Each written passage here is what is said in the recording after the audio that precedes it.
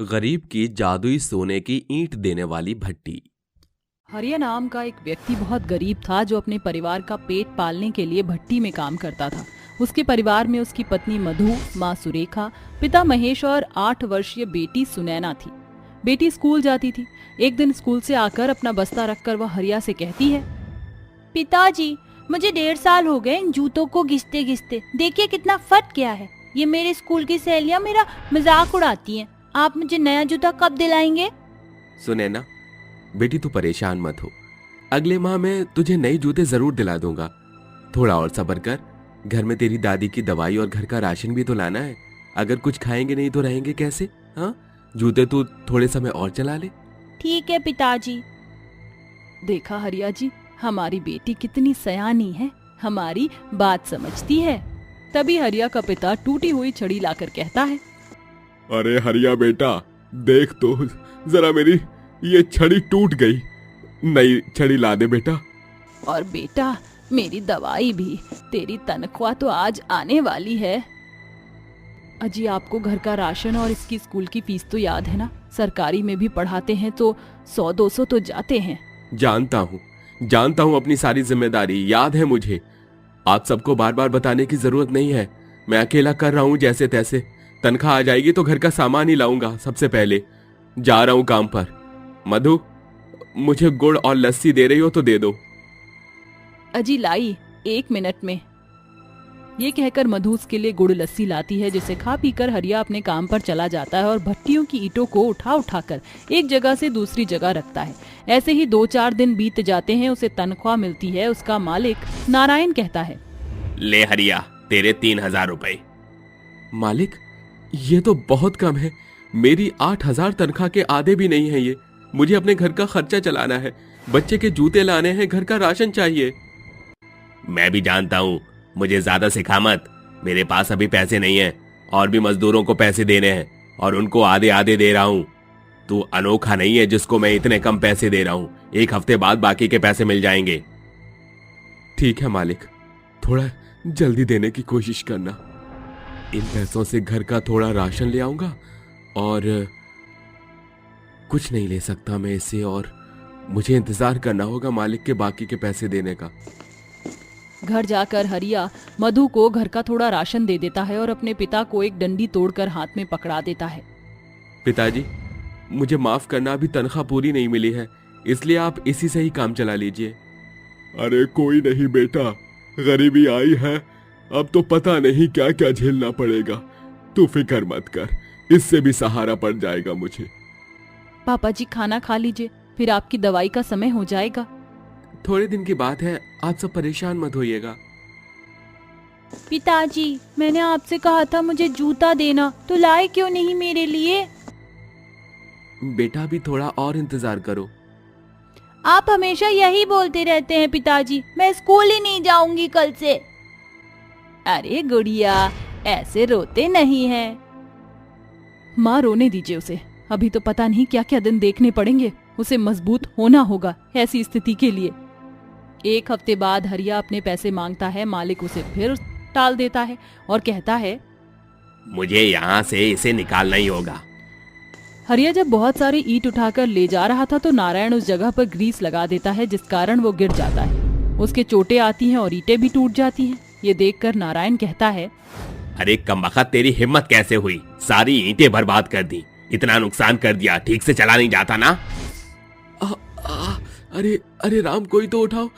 मालिक, माफ कर दीजिए, पता नहीं कैसे पैर फिसल गया यहाँ पर। अब मैं तुझे पैसों में से कोई फूटी कौड़ी नहीं दूंगा, निकल जा यहाँ से। साहब ऐसा मत कीजिए, आप धोखा कर रहे हैं मेरे साथ। मैंने कहा जा यहाँ से, कामचोर कहीं का। नारायण उसकी एक बात नहीं सुनता और उसे वहां से निकाल देता है। घर जाकर जब वो ये बात सबको बताता है तो वो सब बहुत परेशान होते हैं और हरिया के कमर में मधु हल्दी का लेप लगाती है। 4 दिन बाद वो ठीक होने के बाद काम ढूंढने निकलता है, मगर उसे किसी भी भट्टी में काम नहीं मिलता। घर की आर्थिक स्थिति डावाडोल हो जाती है और खाने की नौबत आ गई थी। तब परेशान होकर हरिया कहता है, हे भगवान, गरीब के साथ आप ऐसा क्यों करते हैं? अब मैं क्या करूंगा? अपने परिवार का पेट कैसे पालूंगा? मुझे भट्टी के काम के अलावा कुछ आता भी नहीं है। मैं खुद भट्टी बनाऊंगा, थोड़े पैसे हैं मेरे पास सामान लाने के लिए। ये लीजिए, मेरे पास भी कुछ पैसे हैं जो मैंने सिर्फ जरूरत के लिए रखे थे। इससे ज्यादा जरूरी समय और कुछ नहीं है। शुक्रिया मधु। हरिया जैसे तैसे अपना सामान लाकर खाली मैदान में, जो उसके घर से थोड़ी दूर थी, वहां खुद की भट्टी तैयार करता है कि अगले ही पल तूफान आने की वजह से उसकी भट्टी खराब हो जाती है। हे भगवान, तू कितना निर्दयी है। गरीब लोगों के लिए कुछ नहीं सोचता।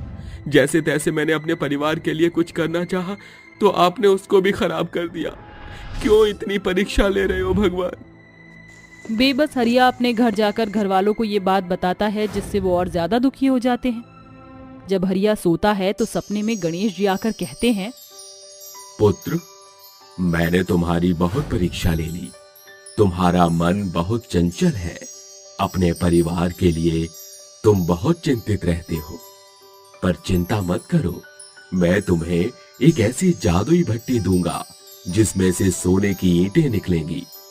उसी जगह जाओ जहां तुमने अपनी भट्टी बनाई थी। गणपत बप्पा, आपको कोटि कोटि प्रणाम। ये कहते ही गणेश जी अंतर्ध्यान हो जाते हैं। सुबह जब वो उठता है तो घबराया हुआ अपनी भट्टी के पास जाता है, जहां मधु भी उसके पीछे पीछे आ जाती है। अजी, आप यहाँ भागते भागते क्यों आए हो? क्या हुआ? अरे जरा सामने देखो, हमारी भट्टी। जरा इसे चालू करो। अरे ये कैसे हुआ? हमारी भट्टी तो तहस नहस हो गई थी। मधु, तुम ईंटें पकाने के लिए सामान तो डालो इसमें। जैसे ही मधु उस भट्टी में ईंट पकाने के लिए सीमेंट डालती है तो थोड़ी देर बाद सोने की ईंटें बनकर निकलती हैं। ये देख मधु हैरान रह जाती है। ये सब क्या है? मुझे आप कुछ बताएंगे? हमारी भट्टी तो खराब हो गई थी और ये सोने की ईंटें कैसे आ रही हैं? तभी हरिया उसे सपने वाली बात बता देता है, जिसके बाद मधु खुश हो जाती है और उसमें और सामान डालकर उस जादुई भट्टी से सोने की ईंटें निकाल कर ले जाता है, जिन्हें बेचकर वो अपनी बेटी के लिए 2-3 जोड़ी जूते और माता पिता के लिए दवाई, छड़ी, फल और मधु के लिए नई साड़ी खरीद कर उन सबको देता है। ये सब देखकर सब खुश हो जाते हैं। अरे बेटा, एकदम से इतना सब कैसे आया? कमाल हो गया। पिताजी, सब भगवान की रहमत है। वो हमारी परीक्षा ले रहे थे और उन्होंने ही हमें जादुई भट्टी की सोने की ईंटें दी। शुक्रिया पिताजी, आप बहुत अच्छे जूते लाए मेरे लिए। अब मेरा कोई मजाक नहीं उड़ाएगा। हाँ जी, साड़ी बहुत खूबसूरत है। अब हम सबको गरीबी में जिंदगी जीने की कोई आवश्यकता नहीं है। हम अपने नए बड़े से घर में चलेंगे। ये कहते ही हरिया जादुई भट्टी से सोने की ईंटों को लाकर उन्हें बेच देता है और एक आलीशान घर खरीदता है और अपना पुराना घर किसी गरीब बेसहारा को दे देता है। जिसके बाद वो बुढ़िया कहती है, बच्चे, भगवान तेरा भला करे जो तूने मुझे ये आशियाना दिया। ये तो मेरा फर्ज था अम्मा। आप कब तक बाहर ठंड में यूं ही रहती? मुझे कहीं और भी जाना है। मधु, चलो साथ में। पर अब कहाँ जाना है हमें? मेरी हालत जानती हो ना तुम। गरीबी में मैंने फुटपाथ पर छोटे छोटे बच्चों और गरीब बूढ़े बुजुर्ग लोगों को देखा है। मैं उनकी मदद करना चाहता हूँ, पर उससे पहले हमें जादुई भट्टी पर जाना होगा। जी, मैं सोच रही हूँ उनके खाने का भी बंदोबस्त कर दूं। तभी सोना खत्म हो जाने पर हरिया मधु भट्टी में सीमेंट ईंटा बनाने का सामान डालते हैं, जिसके बाद जादुई रोशनी से सोने की ईंटें निकल कर आती हैं, जिसे बेचकर वो बहुत सारे कंबल, चादर और खाने का सामान लाकर जगह जगह बैठे गरीब बेसहारा लोगों को बांट देते हैं और दुआ देते हुए कहते हैं, अरे भाई साहब, आपका बहुत बहुत शुक्रिया जो आपने हमें इतना सब कुछ दिया, वरना कोई किसी को आजकल भीख भी नहीं देता। अरे यार, ऐसा मत बोलिए। भगवान की दुआ से अब मेरे पास है तो मैं आपकी मदद कर रहा हूँ। हर हफ्ते आऊंगा अब मैं। ये लो बेटा, खाना खा लो, और चाहिए हो तो बता देना। आंटी, मेरे मम्मी पापा किसी ने खाना नहीं खाया, उनका खाना भी आप मुझे दे दो। ये लो।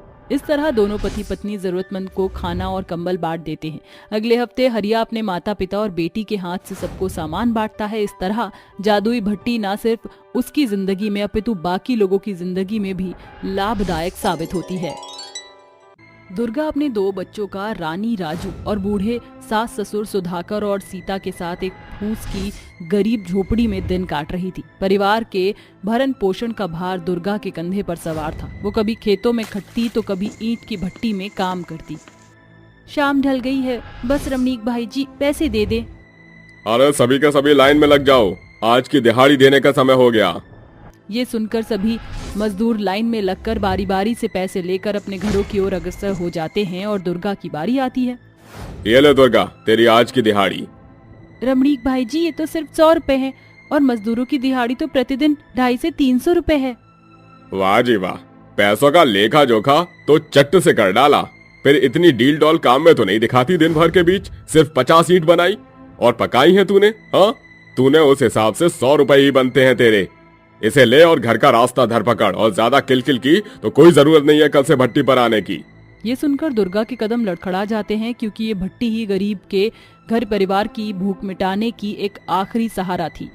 वो चुपचाप पैसे लेकर घर के लिए निकल पड़ी, जहाँ उसके कदम बनिए की दुकान पर ठहर गए। बब्बन भाई, जरा जल्दी से 2 किलो आटा और पाव भर दाल तोल दो। अरे तुम फिर चली आई उधार राशन खाने? नहीं बब्बन भाई, मैं खाली हाथ नहीं आई, मेरे पास पैसे हैं, ये लो। बब्बन झट से पैसे पर लोमड़ी की तरह लपक पड़ता है। दुर्गा खड़ी होकर राशन तोलने का इंतजार करती है। कुछ देर बाद, बब्बन भाई, तुमने राशन नहीं तोला? लगता है तुमने बोर्ड पर पढ़ा नहीं, आज नकद कल उधार। मगर मैंने तो तुम्हें अभी पैसे दिए थे। अरे वाह, तो पुराने बही खाते में काट लिए 100 का पत्ता और ले लो राशन, वरना जयराम जी की। उस गरीब बहू के लाख गिड़गिड़ाने के बावजूद भी कंजूस बनिए बब्बन ने अपने हाथ खड़े कर लिए। थक हार कर बहू छुच्छे हाथ घर लौट आई। घर के भीतर एक मिट्टी का चूल्हा था और कुछ फीके पुराने राशन के डिब्बे और पुले का बिछावन, जिस पर बूढ़ा ससुर सुधाकर पड़ा हुआ खांस रहा था। माँ, सर्दियाँ शुरू हो गई हैं। स्कूल के मास्टर जी ने कल से स्वेटर पहनकर आने को कहा है। क्या बात है बहू, तेरे माथे पर ये कैसी शिकन छाई है? दुर्गा डबडबाई आंखों से अपनी सास को सारा वाकया कह सुनाती है और वो ढहक पड़ती है, जिसे जानकर सास अपनी बहू का हौसला अफजाई करते हुए कहती है, बहू चुप हो जा, डिब्बे में थोड़ा बहुत चावल है, मैं सभी के लिए गीले चावल बना देती हूँ। कुछ देर बाद सभी एक साथ मिलकर बांटकर गीले चावल खाकर सो जाते हैं। ऐसे ही दिन गुजरते जाते हैं, जिसके साथ ठंडी हवाएं बर्फबारी में बदल जाती हैं। हाट बाजार में शॉल स्वेटर की खरीदारी के लिए खचाखच भीड़ उमड़ी हुई थी। माँ, आप हमारे लिए स्वेटर कब खरीदोगी? मास्टर जी रोज हमें कक्षा से बाहर खड़ा कर देते हैं। मैं और राजू ठंड में बहुत ठिठुरते हैं माँ। बस बच्चों, 1-2 दिन और मैं जल्दी ही स्वेटर खरीद लाऊंगी। दुर्गा अपने दोनों बच्चों को दिलासा देकर स्कूल भेज देती है, मगर किसे खबर थी कि अगले 2 दिन के भीतर ही मुर्दों को झकझोर कर रख देने वाली ठंड पड़ने वाली थी। उस रात जब उस गरीब का परिवार सो रहा था, तभी घर के चारों ओर चढ़ी फूस की दीवार और छत ठंडी हवाओं से खिसकने लगी और हवाएं उनके शरीर से टकराने लगी, जिससे सभी के रोएं सिहर उठे। मगर ठंड के मारे राजू और पिंकी जोर जोर से कपकपाने लगे और उनके दांत बजने लगे। माँ, मुझे बहुत जोरों की ठंड लग रही है। माँ, मुझे भी कपकपी चढ़ रही है। ए भगवान, इस रात में सियस्ते अंधेरे में तो हम गरीबों पर ये ठंड की बिजुरी क्यों ढा रहा है? सीता, मेरा शरीर बिल्कुल ठंडा पड़ चुका है, लगता है ये जाड़ा मुझे ले डूबेगा। अरे बिरजू के बाबूजी, ऐसा ना कहो तुम। दुर्गा बिना देरी किए बाहर से लकड़ियां बीन बटोर कर आग जलाती है, जिससे उनके शरीर में गर्माहट लौट आती है और कुछ ही देर में सुबह हो जाती है। बहू, कल रात तो जैसे तैसे कट गई, मगर आज का क्या? माँ जी चिंता मत कीजिए, आज मैं सभी के लिए स्वेटर ले आऊंगी। मगर कैसे बहू? दिन भर की खटकनी के बाद तुझे जो 150 मिलते हैं वो तो पेट की आग बुझाने में ही खर्च हो जाते हैं, और फिर ये सस्ताई का जमाना थोड़े ही है। बाजार में महंगाई की मार है, कहाँ से लाएगी स्वेटर? दुर्गा बिना कोई जवाब दिए काम पर चली आती है। तभी उसे एक बंद शटर के बाहर जूट की बोरियों की ढेरी दिखाई देती है, जिसे देखकर उसकी आंखों में स्वेटर बनाने के लिए आस उजागर हो जाती है। मैं इस जूट की बोरियों से अपने गरीब परिवार के लिए गर्म स्वेटर सी सकती हूँ। इससे पहले कि कोई इसे उठा ले जाए, मैं इसे ले लेती हूँ। दुर्गा ठंड में ठिठुरती हुई उन बोरियों को लेकर घर चली आती है और उसे काट छाट कर एक सुंदर सा स्वेटर सी देती है। उस बोरी के स्वेटर को देखकर राजू बहुत खुश होता है। अरे वाह, ये बोरी का स्वेटर कितना सुंदर है। ऐसा स्वेटर तो पूरे बाजार में खोजने से भी नहीं मिलेगा। अब जल्दी से मेरे लिए भी एक बोरी का स्वेटर सी दो, मुझे भी अनोखा स्वेटर पहनना है। हाँ रानी बिटिया, बस मुझे थोड़ी देर दे। फिर दुर्गा दूसरी जूट की बोरी से स्वेटर का आकार काटकर उसे बारीकी से सी देती है, जिसे देखकर रानी खुश होकर झट से वो स्वेटर पहन लेती है और उस बोरी की बढ़ चढ़ कर बड़ाई करती है। माँ ये बोरी का स्वेटर तो बहुत गर्माहट दे रहा है, देखो अब ठंड से हमारी कपकपी भी नहीं छूट रही। अपने बच्चों की आंखों में छिटकी बोरी के स्वेटर की खुशी देखकर वह बेबस मजबूर माँ का बिखरा मन एक बड़े बल से भर जाता है, जिसके बाद वह बूढ़े सास और ससुर के लिए भी जूट की बोरी का स्वेटर सीती है, जिसे पहनकर सुधाकर और सीता बोलते हैं, बहू, मैंने तो आस ही खो दी थी कि इस बरस की सर्दी से बच सकूंगा, मगर ये बोरी का बना स्वेटर बर्फीली हवाओं से बचाव दे रहा है। अजी हम जैसे गरीबों के लिए तो यही लाखों रुपए का स्वेटर है, क्योंकि इसके ओहार में सर्दी की टिटुरन मिट रही है, और क्या चाहिए। जहां एक ओर वह बोरी का स्वेटर उस गरीब परिवार का ठंड से बचाव कर रहा था, तो वहीं दूसरी ओर गरीब बहू का बनाया बोरी का स्वेटर लोगों के बीच बहुतेरी प्रसिद्धि बटोरता है। बहुत से लोग बोरी के स्वेटर बनाने के लिए उस गरीब परिवार की चौखट तक आ पहुंचे। अरे पारो दीदी, आप मेरे घर कोई काम था क्या? हाँ, ऐसा ही एक बोरी का स्वेटर सिलाने के लिए आई हूँ दुर्गा बहन। क्या गजब का बोरी का स्वेटर सिया है तूने। ऐसा ही 2 बोरी का स्वेटर मेरा और मेरी बेटी के लिए सी, तो मैं तुम्हें पूरा पूरा मेहनताना दूंगी।